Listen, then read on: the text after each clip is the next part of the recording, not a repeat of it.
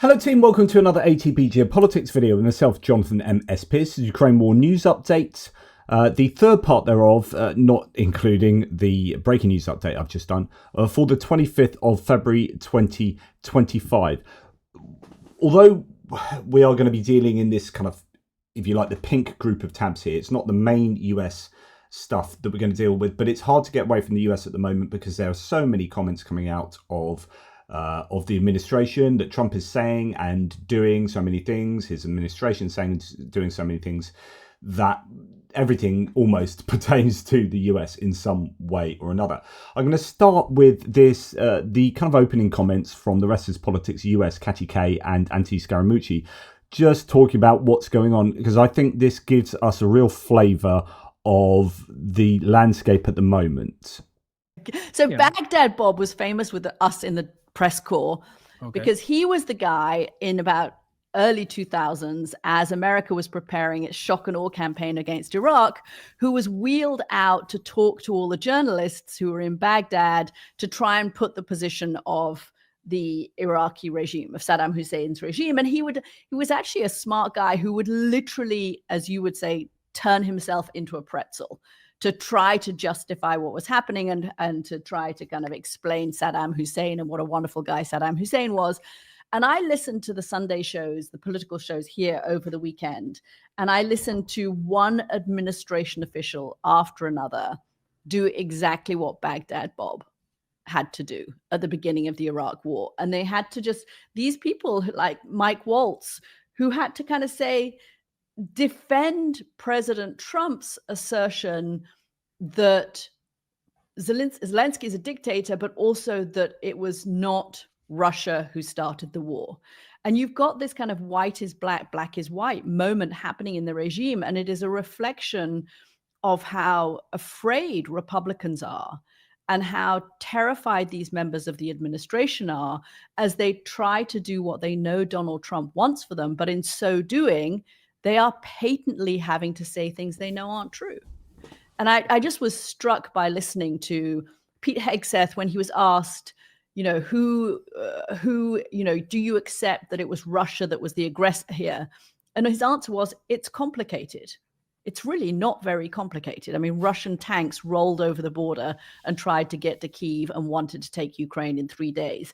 And then you had Mike Waltz, the national security advisor, saying, look, there's no need to get into a characterization of who invaded who.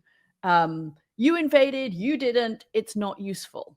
Except that actually, it's the whole premise of this situation. I mean, it does reflect Donald Trump, who was on Brian Kilmeade's show on Fox News. I mean, even on Fox News, being pushed 5 times, Brian Kilmeade pushed Donald Trump to say that Russia was the aggressor here, that Vladimir Putin was the aggressor here.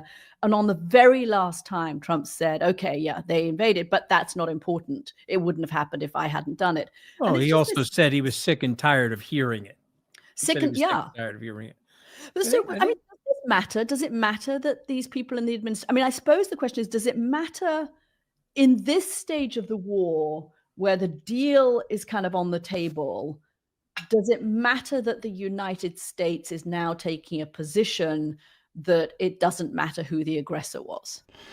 Yes, it does, because it's merely showing that they are appeasing Russia. If they are bending over backwards not to call Russia the aggressor, to not sign up to a resolution in the United Nations, which we'll come to even not to use the term war. Some of them have started, at least Stefanik apparently used the term special military operation the other day. They are just fully aligning themselves with Russia, which then means it's unlikely that they're going to be fighting tooth and nail to make sure that the best outcome is sought for Ukraine. So yes, it matters an awful lot, but it's fascinating that this is what we're seeing. At the same time, yesterday we obviously heard from the Oval Room in the White House, Emmanuel Macron and Donald Trump, but also at the same time there's a real stark juxtaposition to the, I wouldn't say joy, but to the commemoration and I think celebration of Ukrainianness that we saw for the 3rd anniversary of the war right across many different nations. I mean, it really was incredible. The images that many people have shown, and you can see that in various articles, where you got, you know, Toronto, Boston, Vilnius, Pretoria, Paris, Brussels, Rome, Berlin, and Amsterdam, Taipei and Taiwan, Glasgow, and Madrid, London, and that's pretty impressive there from Prague. Fantastic, really good to see all of this. So many people sharing these, and yet, you know, we didn't quite get a reflection of support for Ukraine from the people we really wanted to hear it from, or at least the person we really wanted to hear it from, in the form of Donald Trump. And we got the Macron and Trump meeting in the Oval Office, then a presser as well. And lots came out from that. I'm not going to go into too much detail into this, just show you a few bits and pieces. President Trump, we have friendly and trustful discussion, but my experience with President Putin is the following. Number one, I always think it's good to have discussion with other leaders, and especially when you disagree. I stopped my discussion with President Putin after Bucha and the war crimes because I considered that, I mean, we had nothing to get from him in that time. Now this is a chance. There is a big change because there is a new U.S. administration. So this is a new context. So there is good reason for President Trump to re-engage with President Putin. So what Macron was doing is being very clear. I mean, it's not, this person gets it wrong. It's not butcher as in Putin wasn't a butcher. It's because of Bucha, the scene of the genocide. I stopped talking to him, Putin, after that because, you know, I mean, you could argue he was a butcher by proxy. There were times when Trump was looking quite uncomfortable. He was corrected once, but ignored it. But essentially, there was a lot of polite disagreement from Macron. And if it wasn't disagreement, it was him stating the truth and hoping that that would find purchase with the audience. I mean, the problem is, as I heard, I think Lawrence O'Donnell saying, the Fox audience aren't going to be shown the bits where Macron was correcting Trump and was giving the truth. They're just going to be shown the Trump bits. And at the same time, you had over in Kyiv in Ukraine, the leaders of European nations and Canada as well, but getting together. And I just look at these images, you know, you've got the Icelandic, Norwegian, Danish and Swedish leaders here just together in a small compartment on a night train. And, you know, talking over some sweets and some bottles of water. I could never imagine Trump ever in that situation. Of course, he was absent from there. And then this picture, you know, caption this one. You've got loads of these leaders just around, and Ursula von der Leyen there as well, around Zelensky as they're talking together. And again, I just can never imagine that kind of collegiate atmosphere with a Donald Trump there. Just really... Yeah, really stark, I think, the difference. But going back to Trump and Macron in the White House, here we have another. Mr. President, you called Zelensky a dictator. Would you use the same words regarding Putin?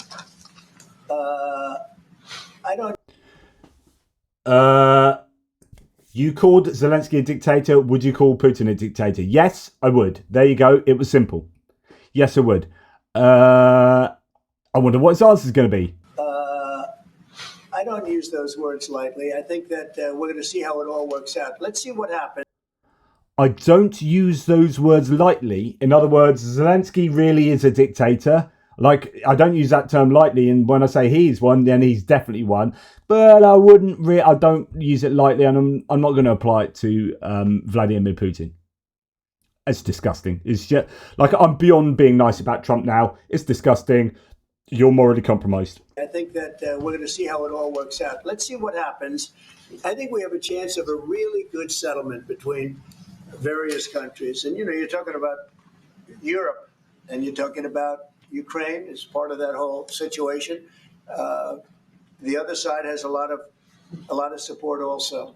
So let's see how it all works out. It might work out. Look, you can never make up lives. The one thing you can make up the money, but you can't make up the lives. A lot of lives lost. Yeah, the other side does have a lot of support now that you've joined them.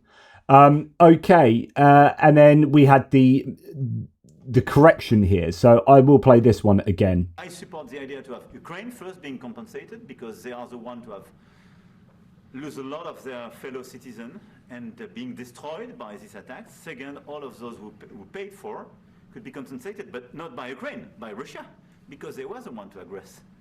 They were the ones to aggress. The Russians were the aggressors, right? So first of all, he's saying the right words here that are in contradiction to what Trump has previously said or not said. So Trump has refused to call Russia the aggressor, refuses to call Putin a dictator, but actually Macron is saying these things. So it's not that he's directly contradicting Trump from Trump saying something, no, I'm going to correct you, but he is giving the counter narrative here, and it shouldn't be a counter narrative. Both narratives should be exactly on point, but alas, it's not to be. And then you have this.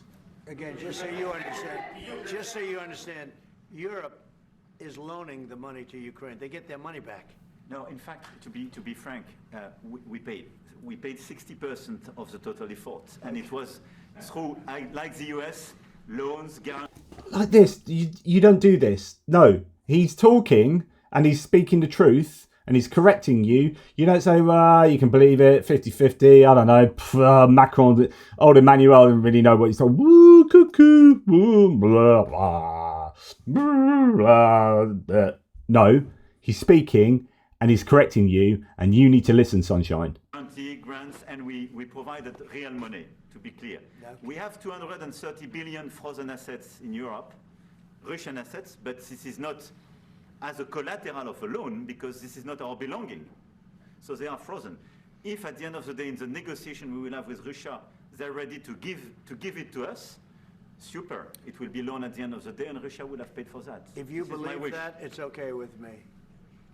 But they get their money back, we don't, and now we do. But if you believe that, that's okay with me. That's so freaking rude.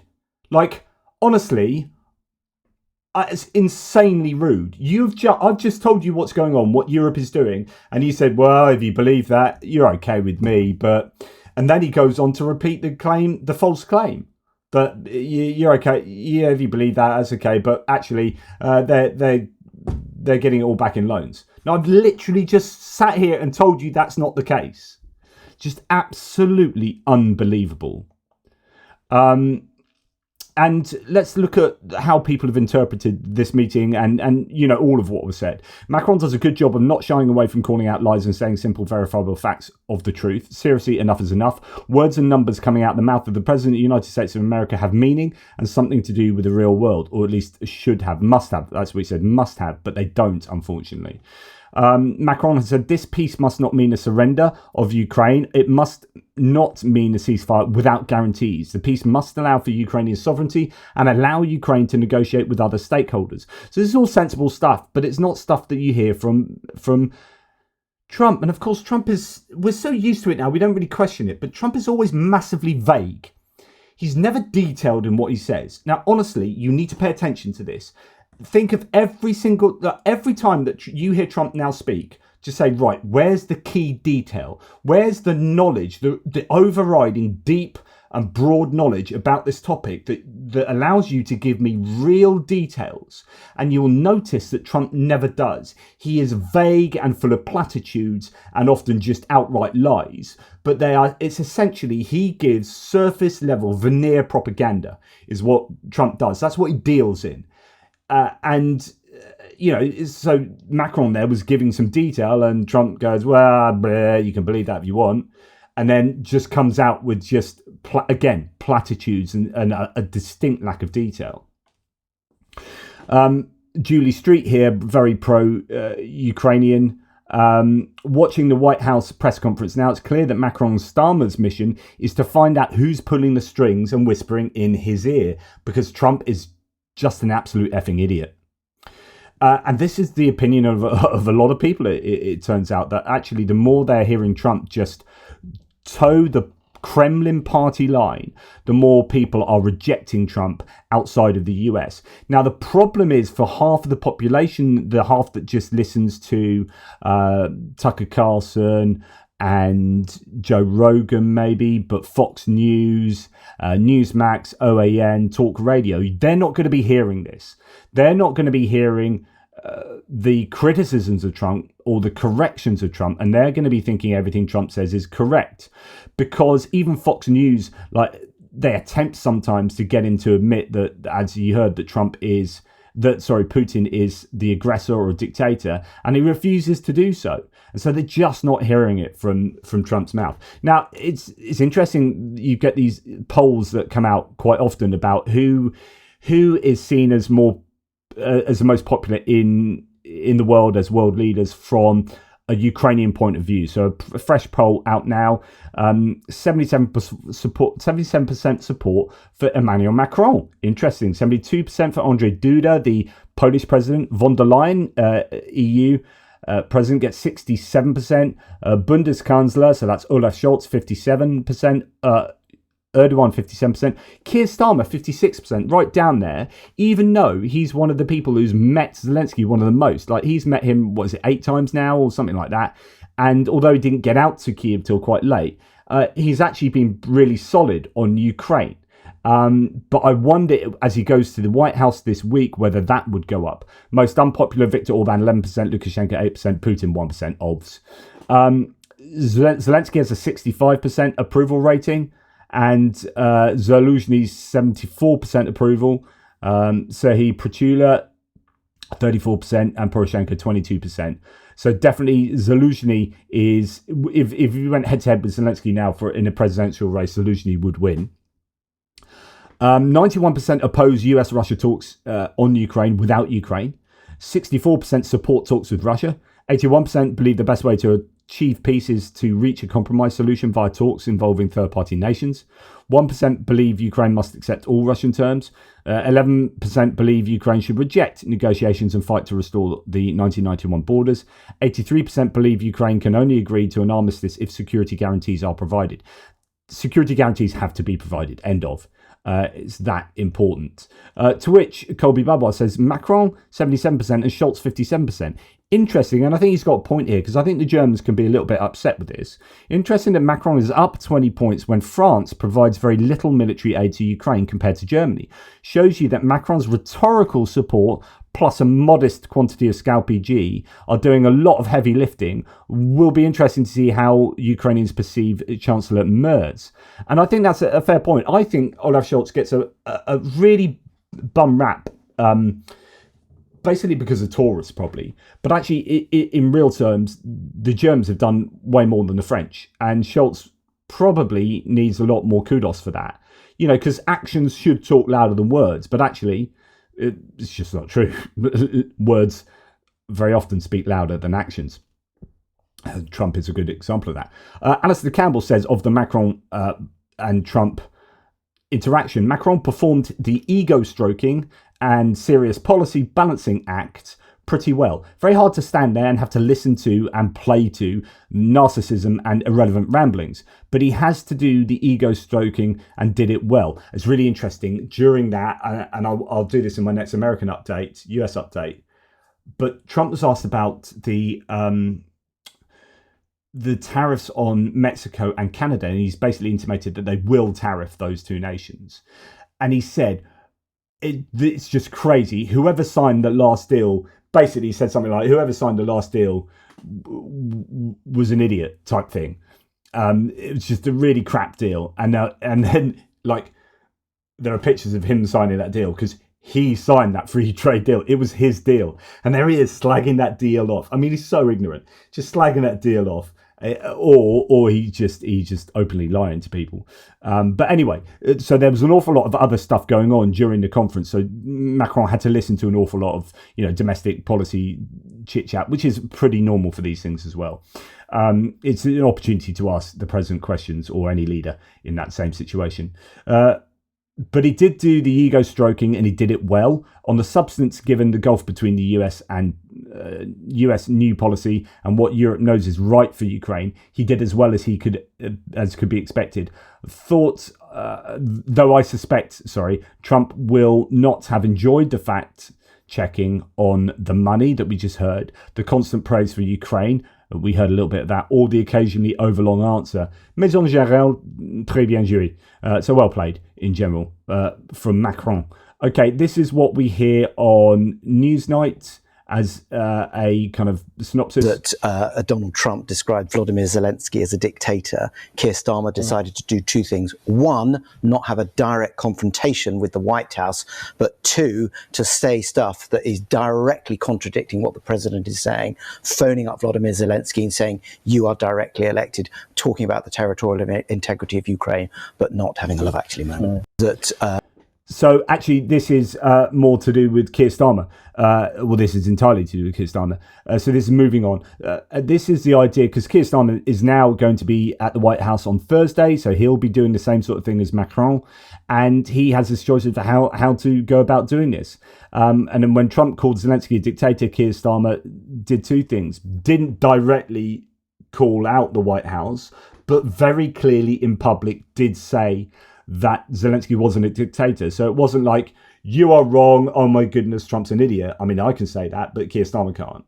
But he does go out in public and say the right things, and then phoning up Zelensky as well. But there you go. Right, I think that was slightly out of place, sorry, because I've got just one more synopsis. This was a synopsis I thought I was coming on to, from Edward Hunter Christie. Okay, watching the Trump-Macron press conference that was held earlier today is a painful experience.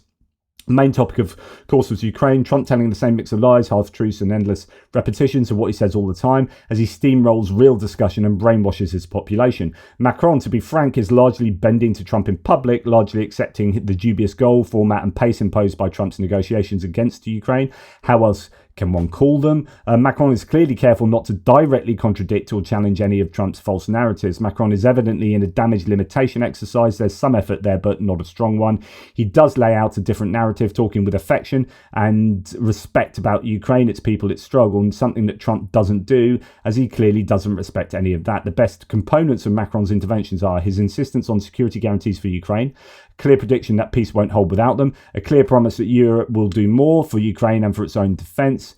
And in the first press point, the one where leaders are seated, at one point Macron cuts Trump and contradicts him with accurate information on funding for Ukraine, but in the more formal podium press point, Macron does not repeat his correction of Trump, whereas Trump lies again.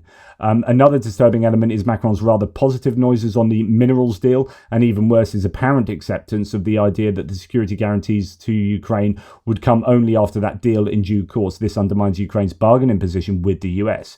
Worse still, how can anybody not see this? It's clear America won't give proper security guarantees later on if it doesn't want to give them right now. Who's the superpower here? One should smell a giant rat in this process, because that's what's here.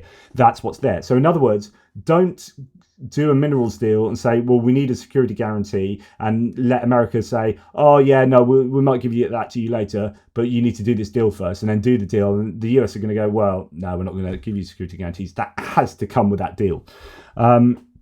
In the seated part, right at the end of the podium part, Macron seemed confident of an American backstop for a European peacekeeping presence in Ukraine. So maybe air support for that. I remain deeply sceptical of the fragility of these initial assurances. Another disturbing aspect, especially as to how it affects our American friends, was that the first question on the podium Q&A was clearly planted to make Trump look good. That's very normal, by the way. A question about Trump doing great in some poll, including on the Ukraine issue. This is authoritarianism rising. My instinct, Macron was subdued and careful because he'd had a sit-down not with the allied government, however powerful, but with a bunch of maniacs, namely Trump and his top officials. Conversation behind closed doors was likely an unpleasant one, and Macron had to cover up for that. Be fascinated to see what went on behind the closed doors there. Now we're hearing just today, this has just come out, the war will definitely not end in 2025. A freeze of the conflict or a temporary cessation of hostilities is possible. Chairman of the Verkhovna Rada Defense Committee, Kostenko. So that's an interesting view. It is just one person's view. He's a Ukrainian in a pretty important position, but the idea that it's going to come to a hasty conclusion next week or two, as many Americans are saying, is somewhat contradicted by that conclusion, that statement. Now, Britain will gather European leaders to discuss Ukraine and defence issues, according to Bloomberg, and the meeting could take place on March the 2nd. Again, this is, like, as someone says here, nice to see some UK leadership. I think Starmer is looking at trying to get himself into a central position. I think he needs to do this from a PR point of view, but also from a Britain's future point of view. He's also wanting to get closer relationships with the EU, and I think working really closely with people like Emmanuel Macron is only going to help there. Right, the United Kingdom announced its largest package of sanctions as well yesterday, targeting 107 individuals and organisations involved in supplying machinery, electronics and dual-use goods, including microprocessors or weapons systems, as well as banking organisations, etc. Okay, and in fact, we're going to remain on the UK. I'm going to play quite a bit of this.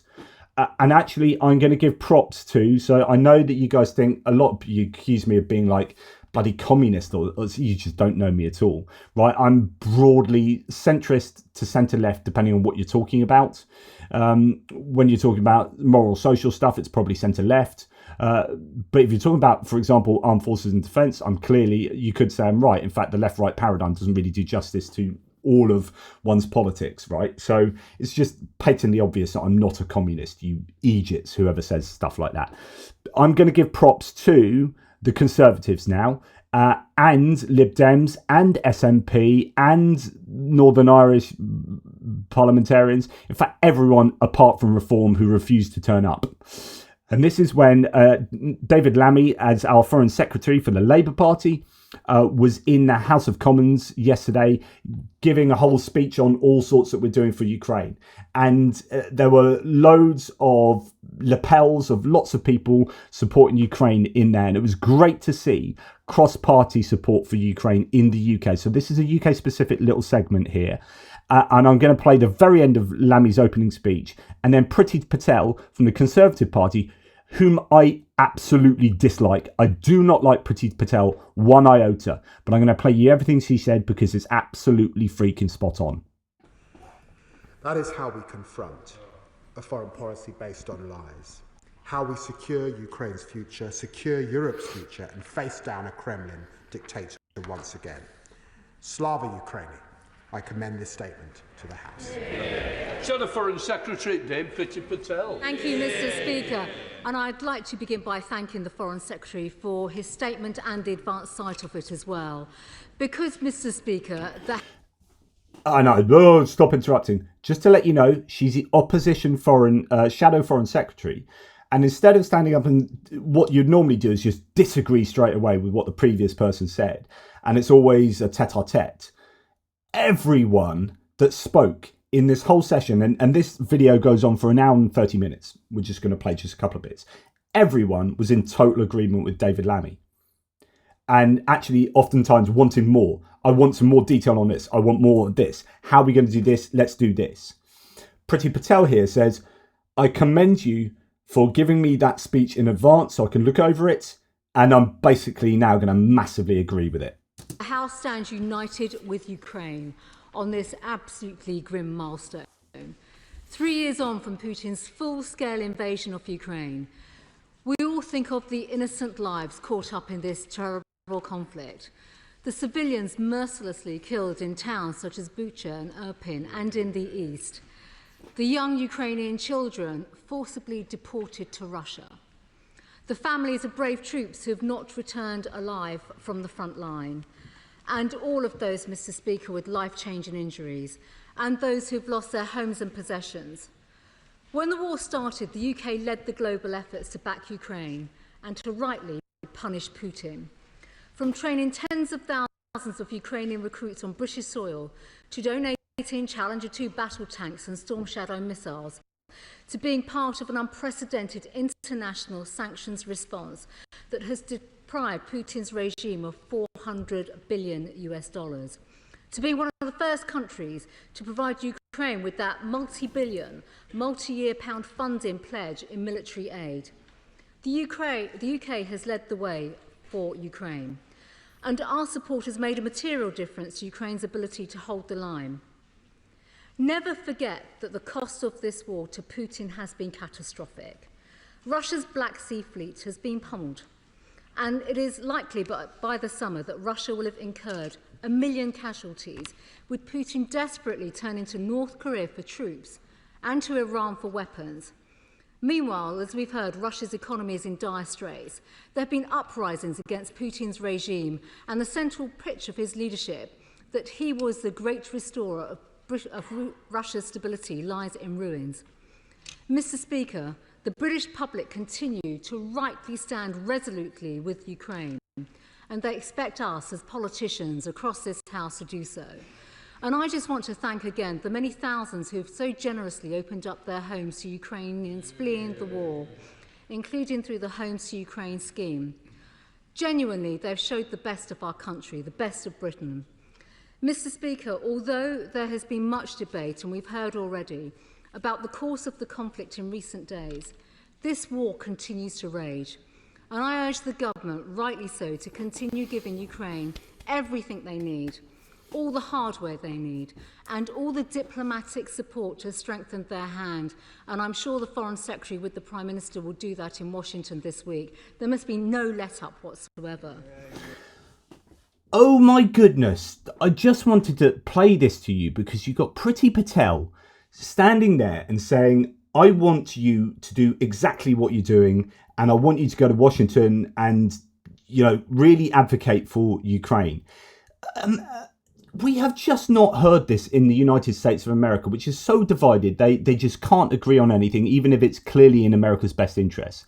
And you don't even have the ruling Republican Party saying stuff like this, apart from Tom Tillis said something somewhat similar the other day in a kind of, in a speech somewhere. But right from the top of the government, you don't get that. It's the Democrats that are saying stuff like this, and the Republicans are just all over the shop. And I love the fact that in the UK, someone as often divisive as Priti Patel is, if you know UK politics, is being so bloody supportive of the government because it's right to do so. We welcome the announcement today on new sanctions. And can the Foreign Secretary confirm that there are no plans to lift sanctions in the future? And if he discusses the use particularly of sanctions when he goes to Washington this week and the role of the United States on this sanctions policy, can the Foreign Secretary give us an assurance and update us on whether we should expect to see any new resources and support, either in terms of military aid or humanitarian support in the coming weeks? Now is the time for Britain to lead, as the Foreign Secretary has said, as we did from day one, and ensure that Ukraine is in the best possible position to decide its own future. We should be very clear.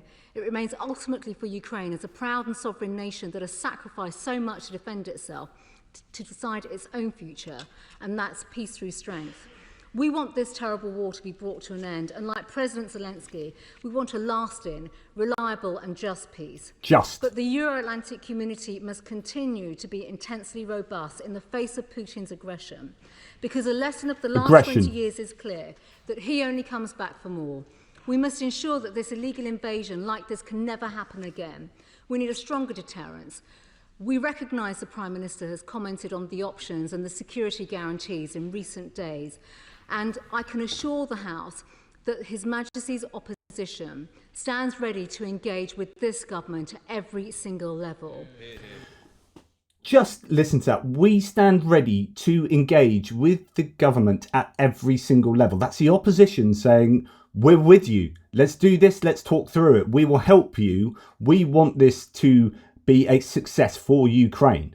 We must lead our NATO allies in Europe, both in the long term. Collective defence and planning must be coordinated to back Ukraine in their fight for freedom. There is already, as the government will know, a fully funded plan to get to 2.5% of GDP on defence by 2030 from the previous government. Keir Starmer has literally just announced, you can see up there on that right-hand side there, he's now live. I've just seen as well, he has announced 2.5 by 2027. Some people are saying you could do more than that, but that is a step in the right direction. So that's moving that forward 3 years, getting to 2.5% of GDP expenditure on defence by 2027. So that's really good news from the UK. And I would strongly urge this government to at least look at a minimum plan to match that commitment, and we will work with them in terms of how that is delivered. Brilliant. To set a new benchmark for other NATO countries to follow, and to fire up everything that we can on defence production. The US also knows that the UK has an influential role in NATO, and I'm sure the Foreign Secretary will be discussing that this week. I would also just like to say that in light of this target for 2.5%, it's not a goal in itself, it's an important step on that journey to increase the strength of our defence spending. And given the threats our nation faces, I would urge the government, and in fact the Foreign Secretary, because this is within his purview and his department, to review and repurpose some of the 0.5% currently spent on ODA to further our national defence and safety and security. Finally, the moral and economic case for mobilising sovereign assets of Russia to support Ukraine is very clear. The Foreign Secretary has spoken about this already. I would urge the government to do more. Mr. Speaker, we stand united as one house. Slava Ukraine. Absolutely brilliant. So ending with Slava Ukraine, we stand united. So I know that was a long one, and I apologise for that. I then just want to go through to just give you a sense of what other people from other parties have been, and actually Conservatives as well, have been saying too. Here's one from a Liberal Democrat. Permanent options to remain, the government will introduce for them. The past week has, however, exposed the fragility of the West's support for Ukraine. In parroting the Kremlin's false claims that Ukraine started this war and that President Zelensky is a dictator, President Trump has shown that the US can't be trusted to support Ukraine's defence. That is why the UK, working with our continental allies, must step up to lead in Europe. This must include the UK committing to spend 2.5%. So again, Lib Dems there being very strong against Trump, which is really interesting. But he wasn't the only one. There were many people during this whole session that were really critical of Trump, including from Conservatives as well. Absolutely fascinating. We've got one more here. I believe. Resist the temptation. This is from. Is it Sir Julian Lewis, who is New Forest MP, fairly near me? He's a Conservative. Sir Julian Lewis. Yeah. I'll resist the temptation of asking the Foreign Secretary if he shares my feeling of disgust at the spectacle of the leader of the free world showering praise and admiration on the killer Kremlin. Instead, when he speaks... Disgust at the admiration being praised, put upon Putin from the leader of the free world. Just fascinating. The disdain for Trump's positioning, and he goes on there, it was really evident here in this whole session. And again, everyone wearing these lapels, which I think gives you some indication of the feeling of people there, and it's really nice to see. The United Kingdom will continue to stand with them. Stephen Flynn. Scottish. So this is Scottish National Party. The Scottish National Party has stood alongside the people of Ukraine in solidarity, not just for the last 3 years, but for the last 10 years since Putin, of course, invaded Crimea. And whilst I won't invite the Foreign Secretary to agree with me in the Chamber, I'm sure he does inside that President Trump's remarks in relation to Zelensky being a dictator were beyond repulsive. But surely what we all... Beyond repulsive, again, for Trump's statements there. And stuff like this went on and, I could show you loads more. I've got more to show you, but I won't. You get the point. Is that there's this unity in the UK, apart from Reform UK, who were not there at all. They're absent. Someone else called them out in public for that. They were absent, but it was absolutely great to see. So anyway, moving on, Keir Starmer has just announced that we're going to be spending 2.5% of GDP on defence, which is a move in the right direction. EU is preparing its 17th sanctions package against Russia. EU High Representative for Foreign Affairs and Security Policy Kaja Kallas said it will target shadow fleet, drone suppliers, sanction evading banks and propaganda media. Foreign ministers also discussed military aid for Ukraine. So that's yet another sanctions package that will follow quick on the heels of the 16th one.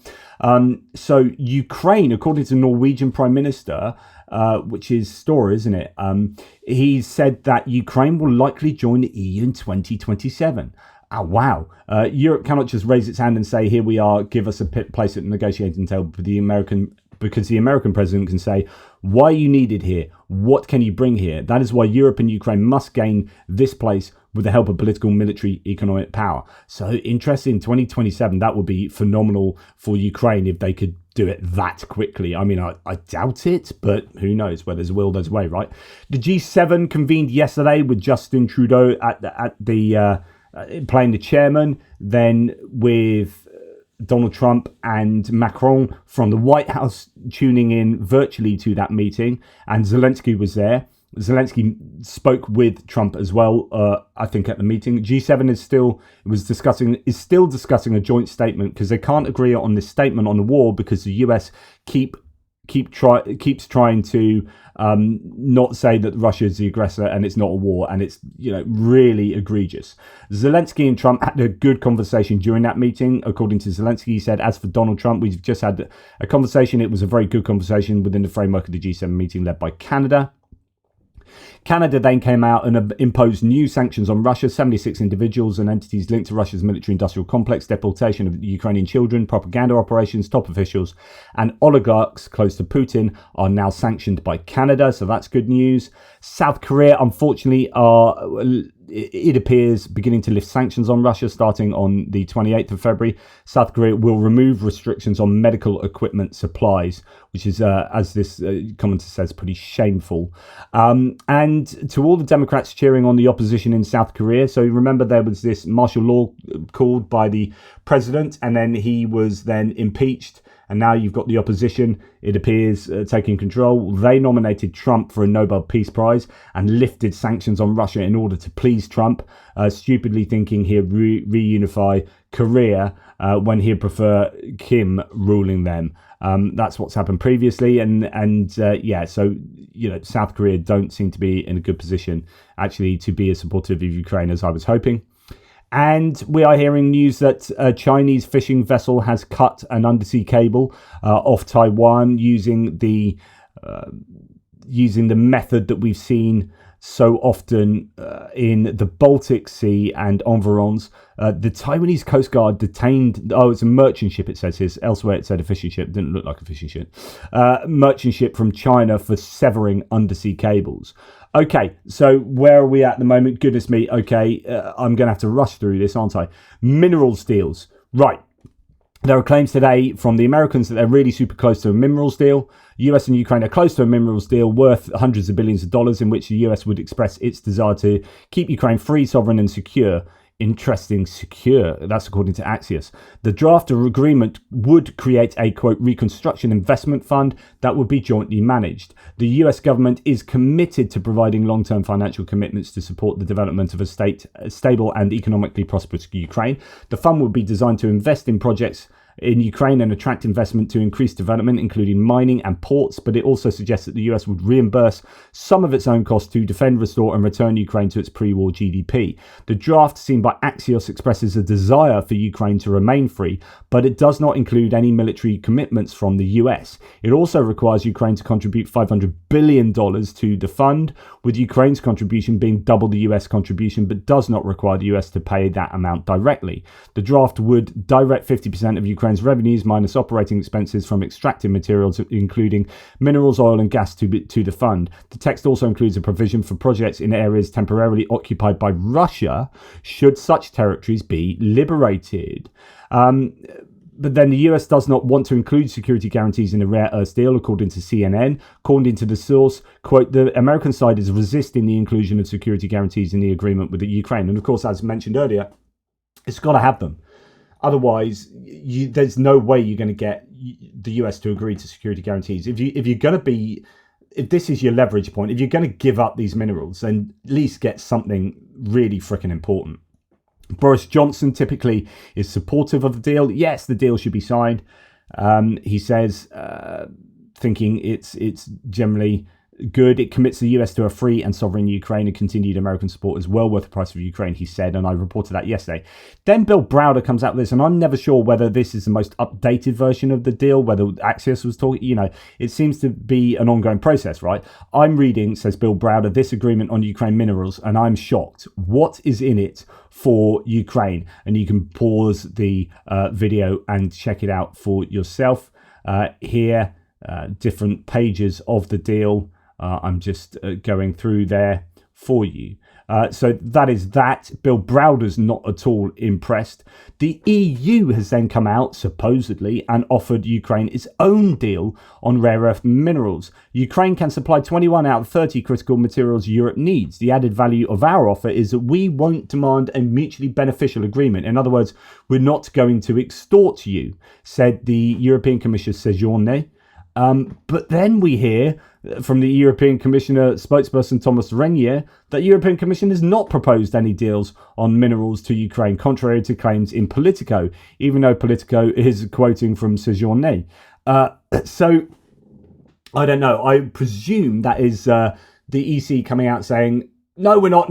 It's just like, we don't want to annoy the Americans. But it's almost certainly that Europe are going to be doing that, because otherwise they're missing out on something there. And if they can make it so it's not about a deal for reparations, because otherwise you're going to get everyone going, well, we want our money back, that it's just a mutually beneficial agreement. We just want to do a deal with you that's going to be beneficial to Ukraine and beneficial to the EU in terms of future development. And that's kind of that. I think that's completely fair. But of course, the US want to do that in order to screw as much out of Ukraine as economically possible.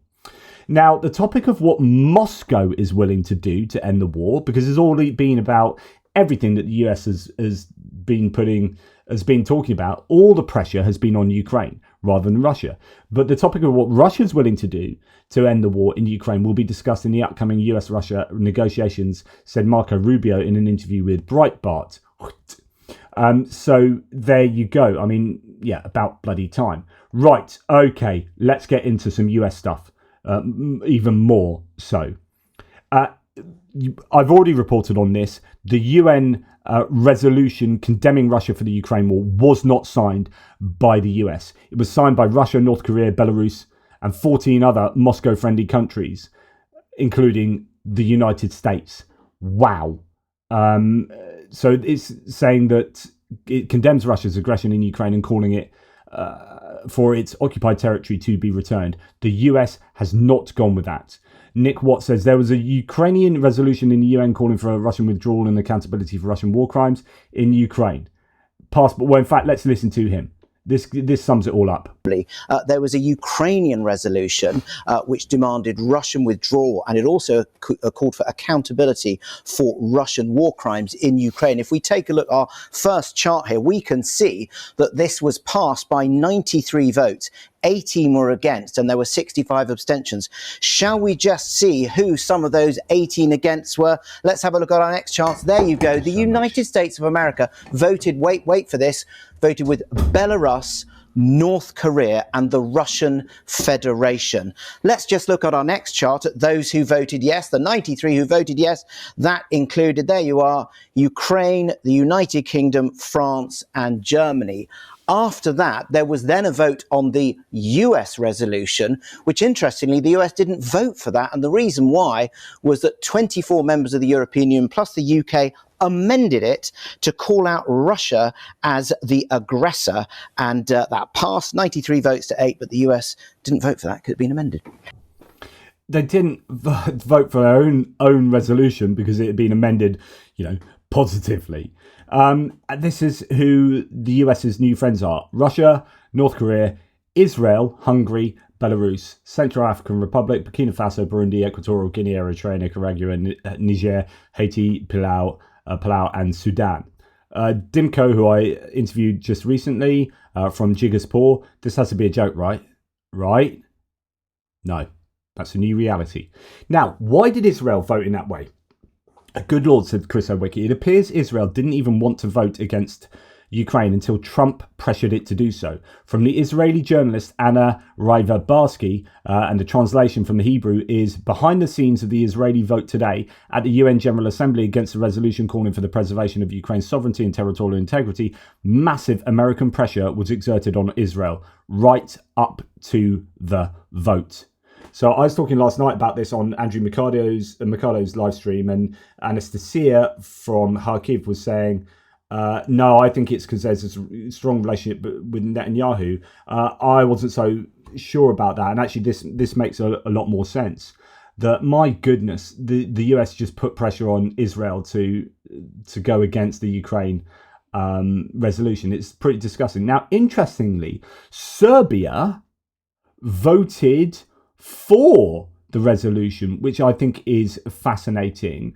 I don't know if we can see here. Let's try and get that up a bit bigger. So we got Serbia voted for, and look, Slovakia voted for as well. I find that fascinating. Now, when it comes to Serbia, apparently it was a mistake. And Serbian President Vučić has said Serbia voted for Western resolution on Ukraine in the UN by mistake, and he's apologized to Russia for that mistake. I don't know. That may or may not be true. Who knows? It might just be trying to cover his tracks. Who knows what was going on there? But fascinating that Serbia and Slovakia voted for it and the US didn't.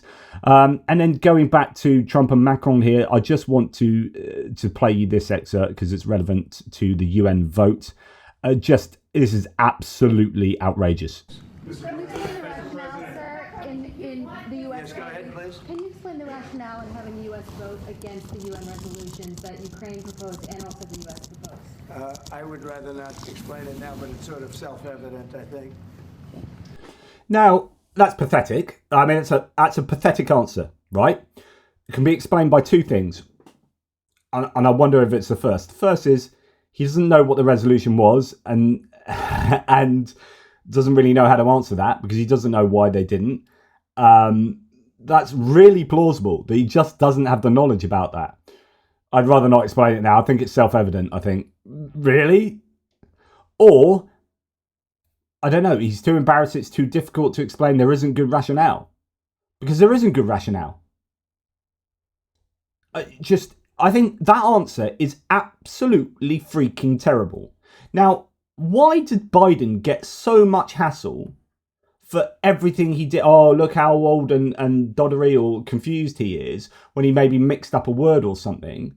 But he never said, oh, who signed that bloody stupid deal? Oh, it was me. Oh, it turns out it's me. Like, that'd been Biden that was talking about the, was it USMC or the trade deal, the one that replaced NAFTA, the North American trade deal. You know, Biden signed that in his previous tenure. Then he's come back and said, God, that trade deal with these guys is absolutely crap. We need to put tariffs on them. Whoever signed that was an absolute idiot. It was you. You signed it. It was your deal. Right? If Biden had done that, he would have been shot to pieces by Fox News and frickin' everyone else. But Trump gets away with everything. Here, he's asked is Putin an aggressor? Is he a dictator? Is Russia the aggressor? Is Putin a dictator? What's the rationale for signing, for voting against a UN resolution on Ukraine? No answer, no answer. Oh, I think it's self-evident. No, I'm not going to explain it. It's self-evident. It's not acceptable. It's not acceptable. Here, this will haunt America in its foreign relations for decades. It's going to be very hard to persuade other countries to trust the US when this is in the history books. Says Kokinsian here. What's he talking about? Actually, he's not the UN. Actually, which we're going to come back. Oh no, we're not. So this is moving on. So this is actually the minerals deal. I should have had this in the minerals deal section. This was when Scott Bessent, the Treasury Secretary, came and gave the initial deal to Zelensky and gave him a now to sign it when he went over to Kyiv, if you remember. And apparently, according to the Daily Mail, Zelensky screamed at Trump's envoy for trying to make him sign the $500 billion mineral deal, and was so loud he could be heard through the door, and left the US Treasury Secretary shaking. So Scott Bessent was shaking at what Zelensky was saying to him. Do you know what? Good on you, mate. Good on you. Michael McFaul, the former ambassador to Russia, for the US said, imagine a Ukrainian arguing that we were not attacked on September the 11th, 2001. And if we were, that's because we provoked Al-Qaeda. That's what the American government are saying about Ukraine, that they provoked, that it was Zelensky's fault. That's what we keep hearing from Trump. Either it's NATO's fault, it's the US's fault, or it's Zelensky's fault. One or all of the above. And to victim blame like that, imagine in the US, how would it go down if people in public to Donald Trump were accusing the US of September the 11th? Now, I know you can make that argument in terms of foreign policy and et cetera, but you do that straight to Bush at the time on 9/11 on 9/12. You do that on 9/12, 12th of September, and America would have gone mental. Well, that's what it's like saying that kind of thing to the Ukrainians right now while they're at war. So, third anniversary of the war. Let's go over to Guru Murthy on Channel 4 News. Good evening. The third anniversary of the Russian invasion has delivered the first official split at the UN between Britain and America on the Ukraine war. America balked at condemning Russian aggression and sided with Belarus, North Korea and Sudan. The resolution at the General Assembly, which was passed, carries little weight. And tonight, Donald Trump refused to call Vladimir Putin a dictator, saying it's a word he doesn't use lightly. Last week, he did, of course, use it against Ukraine's Zelensky. But he's still talking up the prospects of a deal that brings revenue from Ukrainian minerals back to America. European leaders went to Kyiv to show their solidarity. Just, when you hear it so plainly expressed like that, you're just thinking, what is going on? Timothy Milovanov says, hey, the US could have easily just abstained at the UN. Instead, they chose to vote with Russia deliberately. This is no longer just rhetoric or political theatre. These are actions that leave no room for not much room for interpretation. This is a direct middle finger to the rest of the democratic world. At least that's how it feels from Ukraine. Many here don't see a brilliant piece of strategy at play. They see a deal. What kind of deal? And we won't have to wait too long to find out. The implications are deep. If there is a deal, then after carving up Ukraine, the newly-found allies will move on to Europe, at least the Eastern Europe. I hope I'm wrong, overreading and overreacting, but the signs, both in the open and behind closed doors, are hard to ignore. If there really is a strategy to bring peace to Europe without sacrificing Ukraine to Russia, the US needs to prove it, and fast. Former EU allies are in disbelief. The clash between Trump and Zelensky over the mineral deal and security guarantees now fades into a larger confrontation, one where the US and Russia appear aligned against the rest of the West. Am I overreacting? I don't think you are. And actually, it's good to see some reaction from American lawmakers. Here is someone really giving both barrels, and I'm all for it.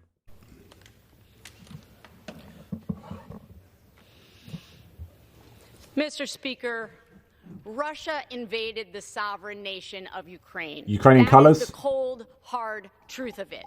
Vladimir Putin is the aggressor. And I stand here on the floor to say our president will not rewrite the past. Putin has mercilessly continued this war for over 3 years now, a war that has led to immeasurable suffering for Ukraine and a shocking death toll of both Ukrainians and Russians. And the region is awash in blood because of him. And now the United States stands with Russia and North Korea against Ukraine and all of our allies in Europe. It's sick. We are standing with dictators and against our allies. I never thought I would see the day when our president would be a puppet for a dictator. To my Republican colleagues, did you ever imagine that you would be in a party that stands on the sides of dictators? Boom. Or on the sides of a country who kills journalists? Boom. With an authoritarian accused of war crimes? Boom. A man who assassinates his political opponents? Yes. Aren't you embarrassed by what you've become? It's The gentleman's revolting time has expired. to watch my colleagues side with Russia because Trump said so. I yield back. That is the single best speech I have heard on the positioning of the US. Well done to that Vermont representative there, Balint, absolutely barnstorming. Here, Jasmine Crockett, Texas representative, says, never in our history has the US voted with dictatorships at the expense of our democratic allies. That is until today. Trump has not only just ruined US credibility as a global leader, but set back the global fight for democratic values and peace. Absolutely. And here on Newsnight, we've got some more interpretation. But the critical thing to understand is that what is driving the Trump administration, who I've spoken to a lot over the years, is essentially a belief in what sociologists would call hegemonic power, more commonly known as might is right. They believe that fundamentally we're now in a world where, if you like, the bullies can call the shots. And in that world, they jumble together economic and security and tech and trade policy all into one package. And that's what they're doing with Ukraine, like everything else. I mean, I think that the side of Donald Trump essentially accusing Zelensky of being a dictator and equating him with Putin and suggesting he's worse, or trying to deny the fact that Russia invaded Ukraine and has unleashed horrors on that country. But the one silver lining in all of this cloud is that it is forcing Europe to wake up, and the UK as well. And the reality is that we're just going to have to take a lot more responsibility for our defence going forward, and really get serious about not just funding the defence and military, looking at what kind of things we're actually spending money on, whether it's old-fashioned tanks, whether it's drones, etc., etc. Absolutely goes on to talk about sort of military stuff there. But yeah, absolutely agree with that. I mean, we are into a period of maybe empires, of bullies, of the might is right. Trump, another thing he said, by the way, yesterday was the whole Ukrainian culture is destroyed. The whole culture is destroyed. No, Mr. President, Ukrainian culture is flourishing and is stronger than ever. It's just throwaway comments like that are just really, I think, ignorant and not helpful at all. Now, Trump administration is considering eliminating the US Africa Command as part of downsizing, per 2 US officials and someone familiar with the discussions, considering moving from AFRICOM to a sub-command position under EUCOM. So either like downsizing it or getting rid of it completely. And that's at a time when the Russians are upping their positioning in Africa. Colby Badwar says this is the opposite of what they should be doing. African countries will get the message and look to double down on cooperation with Russia and China. Trump administration is ceding control of the world rare earth minerals to Putin and Xi. Absolutely. I just sort of throw that one in there. I'm just not sure that Trump just knows enough about these geopolitical situations, or cares enough about them. And this is kind of what Anne Applebaum mentions in this Atlantic piece, Putin's 3 years of humiliation. Russian president can't win his war against Ukraine unless he persuades his allies to betray it, which is something that we talked about really since the beginning of the war. I said he's never going to win this war militarily. He will win it by either convincing allies or playing the long game and, not necessarily turning them around, but getting, waiting until they're bored, tired of the conflict, because he can play that long game. And that's exactly what has happened. Like the first here for the US, and then other nations no doubt will be, if South Korea really are starting to lift sanctions, and you've got tiring going on there. So she says, out of all the ugly and dishonest things that Donald Trump said about Volodymyr Zelensky last week, the ugliest was not dishonest at all. Quote, I've been watching for years, and I've been watching him negotiate with no cards, Trump said of Zelensky. Quote, he has no cards and he gets sick of it. Sick of it. Stop and think about that phrase. Trump inserted into a stream of falsehoods produced over several days, many of which he must have known to be untrue. He was lying about the origins of the war, about Zelensky's popular support, about the levels of US funding for Ukraine, about the extent of European funding, about the status of previous negotiations. But sick of it. That, at least, has the ring of truth. Trump is genuinely bored of the war. He doesn't understand it. He doesn't know why it started. He doesn't know how to stop it. He wants to change the channel and watch something else.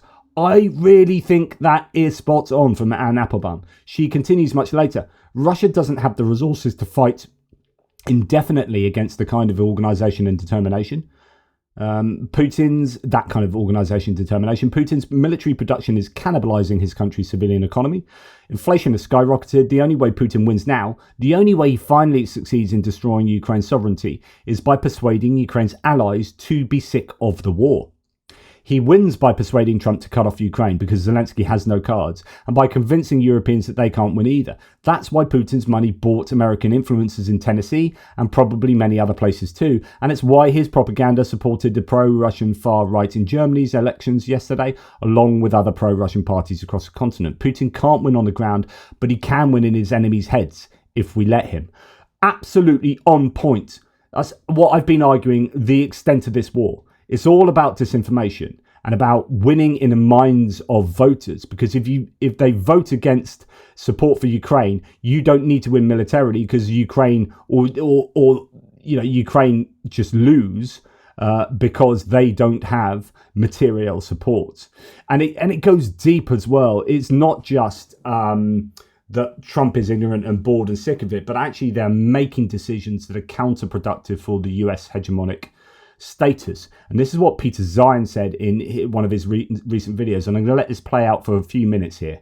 Ever since Donald Trump has come in, he's stressed America's alliance system to an extreme, and over the last few days we've seen a number of decisions made publicly that have basically bent to the Russian will on any number of issues. It started probably in the first full week of Donald Trump's term, when he turned Elon Musk and his Department of Government Efficiency on the Central Intelligence Agency.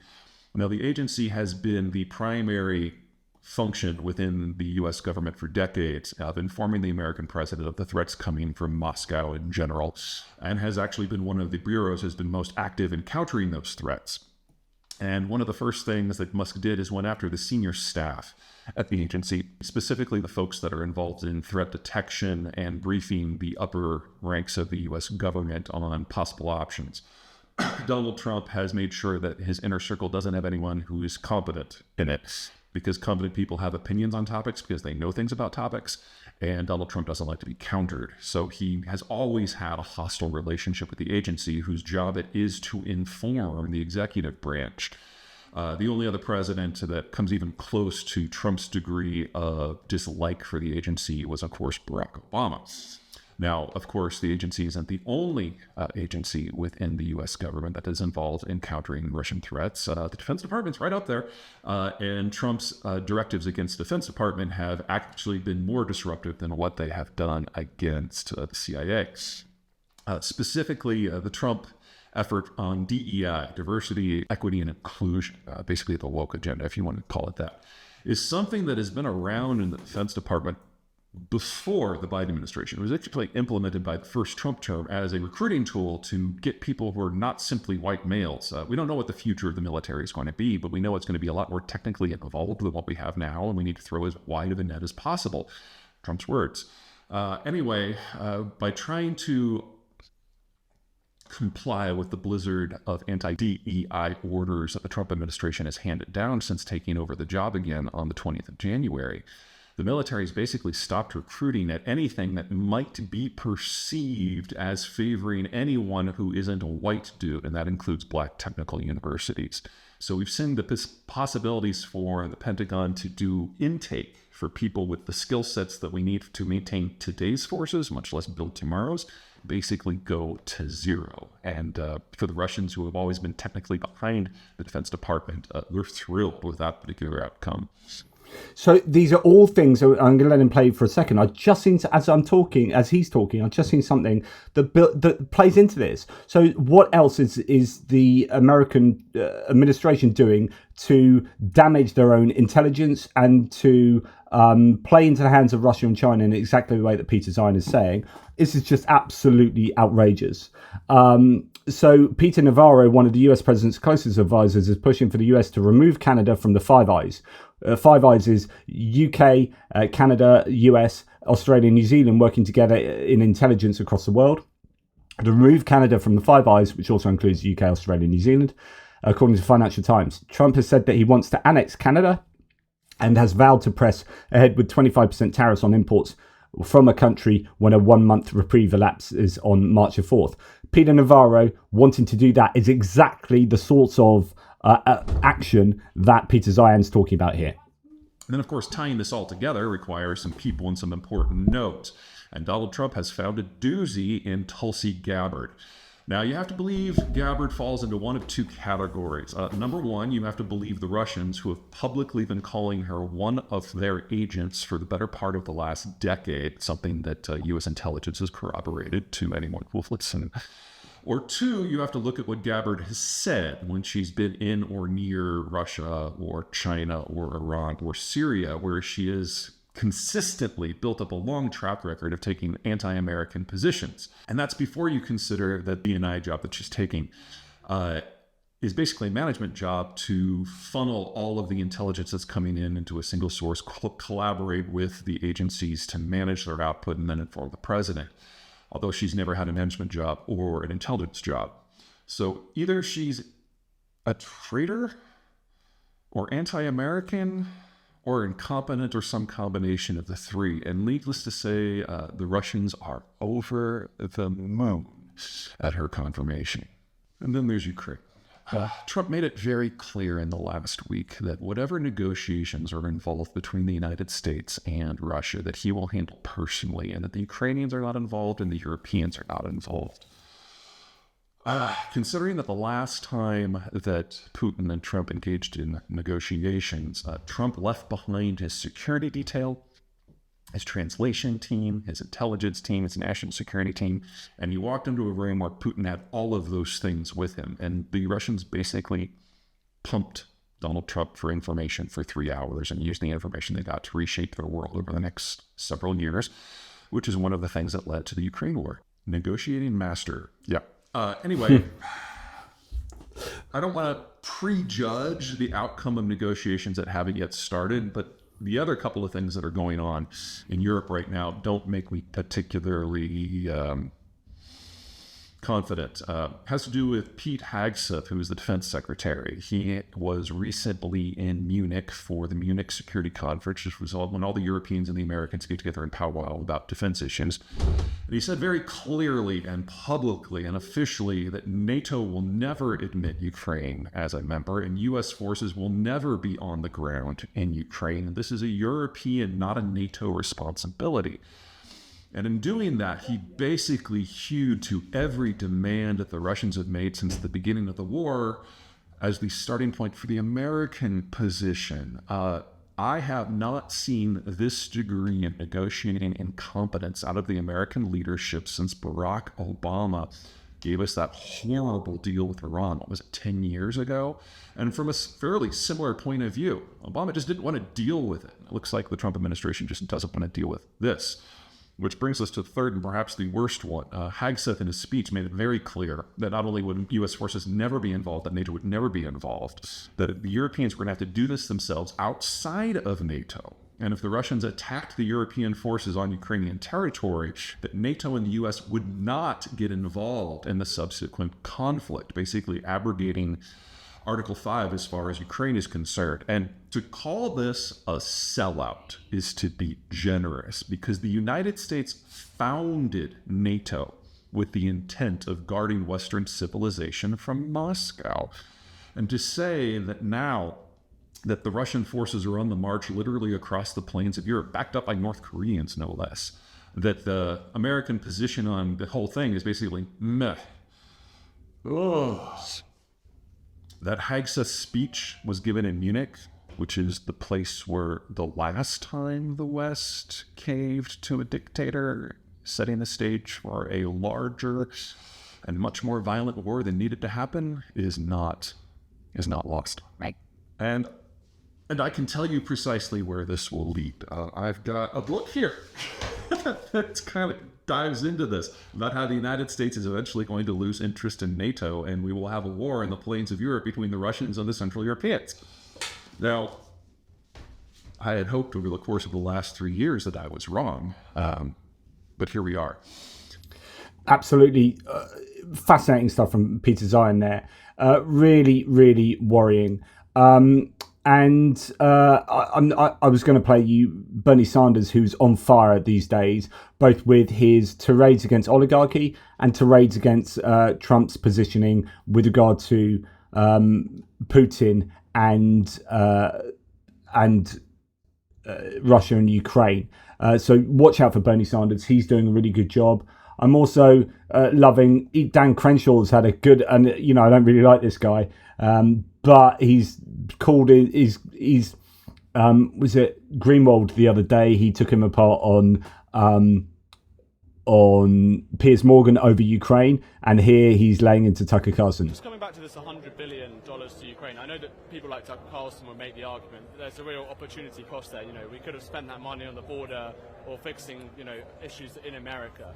Yeah. What do you make of that argument that all this money could have been spent to help Americans and not Ukrainians? Well, you can walk and chew bubblegum at the same time. We spend 75-80% of our budget on a welfare state in America, on Social Security, Medicare, and Medicaid. I would love to ask Tucker what he thinks that $100 billion should be spent on, and if he would vote for it as a conservative. Tucker doesn't know what he's talking about. Tucker likes to visit Moscow and talk about how great the grocery stores are. So I don't really take his advice very seriously. I love that. Tucker likes to visit Moscow and talk about how great the grocery stores are. I don't take his advice seriously. Brilliant. That's how Tucker Carlson should be treated by Republicans. And I'm going to leave you pretty much with a couple of points. I'm going to have that one last, actually. We're going to go first to this. I just love this advert that is up in a UK bus stop, and it is absolutely brilliant. Goes from 0 to 1939 in 3 seconds. Tesla, the swastika. And Elon Musk at the top giving his Z-Carl there. Just absolutely brilliant. Love it. Goes from 0 to 1939 in 3 seconds. Brilliant. Love that. And do you know what? I do miss the time when Antony Blinken, Secretary of State for the United States, for the Biden administration, was in Ukraine, playing with the Ukrainian band. Was it Rockin' the Free World that he was playing? I don't know about you guys, says Ilya Ponomarenko, but I'm kind of missing Tony Blinken now. You knew where they stood. The last administration, they were behind Ukraine. They might have not been very good. They might have been beholden to escalation management, but you knew they were morally and politically in the right place. And you just can't say that now. You just can't say it.